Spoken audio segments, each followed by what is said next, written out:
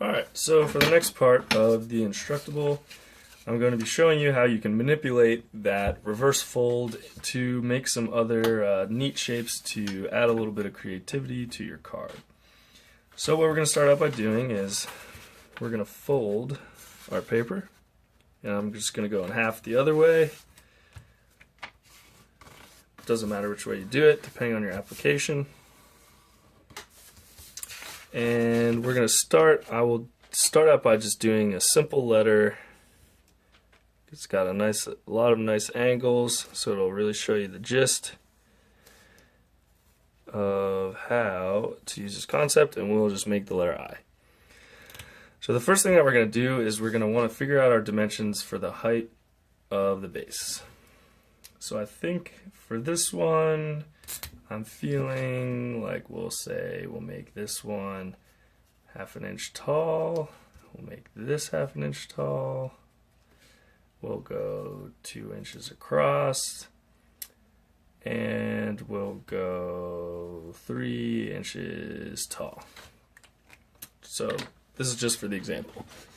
So what we're going to want to do is, when we're making the base that's going to pop out at us, we have to remember that we always have to cut across the crease, because that's what allows us to do the reverse fold to get the 3D effect. Now, say we're making ours 1/2 inch. We can make it 1/4 inch above the crease, 1/4 inch below, a full half below. All we have to do is make sure that we're at least crossing the crease or we're on the crease. So for this example, I'm going to start by making my 1/2 inch incision from the crease, 1/2 inch down, and then we're going to go, we decided 2 inches across. And now remember, you don't cut the bottom, because then you'd just be cutting out the shape. We still want that area there. So then I'm going to go 2 inches across and another 1/2 inch back up to the crease. Then we're going to decide the thickness we want of this.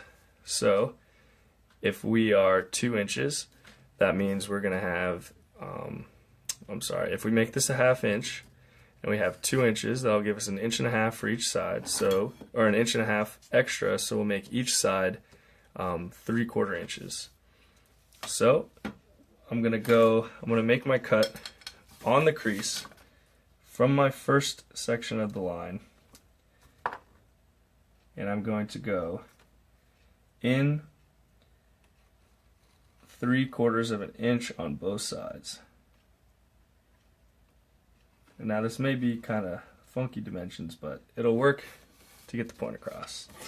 And make sure that our cuts are connected. So now that we have our 1/2 inch in the center, we're going to make a line, and we're going to go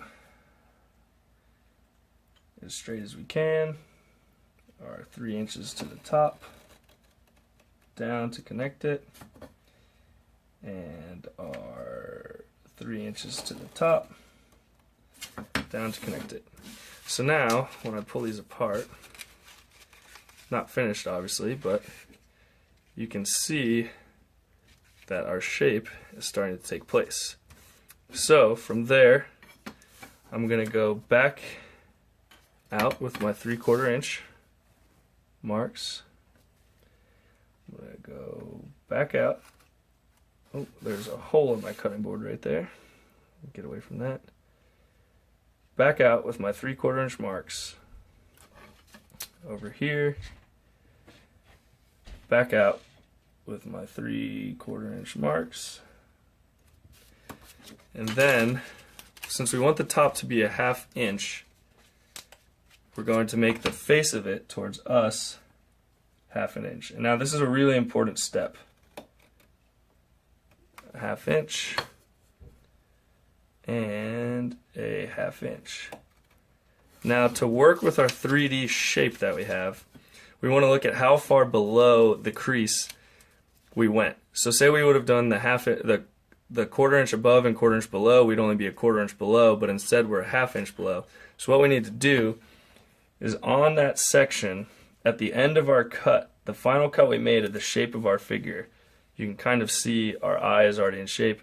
We need to go as far as we went below the crease. So we're going to go another 1/2 inch onto each side.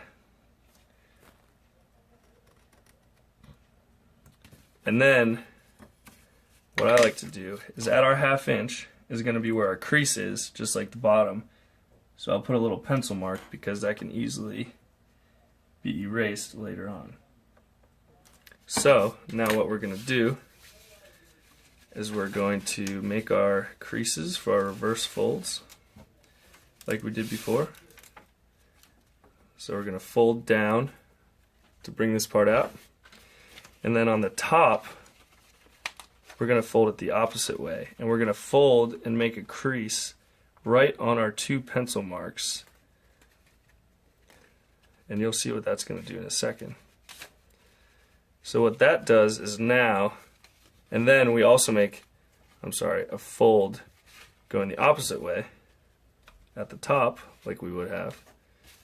So what that does is it gives us this new profile, if you can see it, of a tall skinny rectangle. And then when you close the card all the way, you will see that it's flat, and then when you open it, you will have your popped out letter I. And now if you make the folds cleaner and you make sure not to crease it and whatnot, it will work perfectly. And then what I like to do when I'm making my cards is to have a little contrast. Take a piece of paper, and then this is where you glue it, but glue your inside card so that when you open it up, you can really kind of see